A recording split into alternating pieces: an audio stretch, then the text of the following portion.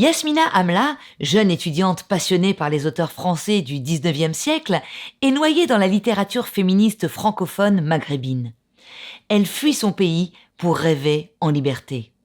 Exilée, seule parmi ses douleurs et ses souvenirs, l'auteur confie sa tristesse à une plume fluide, passionnelle et engagée. Inspirée d'une misogynie sacrée chez elle et des codes sociaux méprisant la femme, elle emprunte le français pour parler sans tabou.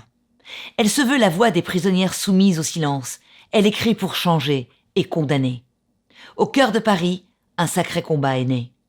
Dieu est mort est un recueil poignant, engagé, trempé d'audace et dégoulinant de douleur, qui rejette les coutumes et défie une religion corrompue.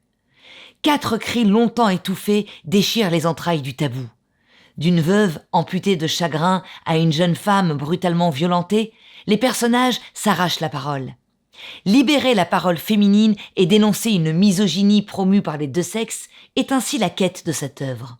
Au sein d'une société patriarcale bourrée d'interdits, assombrie d'une religion corrompue par les traditions et assoiffée du mépris de la femme et sa lapidation, parler devient un combat.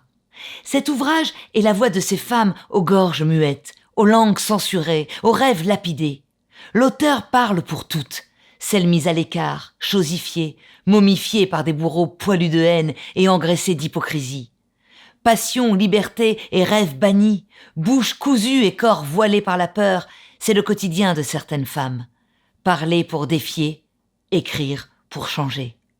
Dieu est mort de Yasmina Amla est à lire aux éditions Sidney Laurent.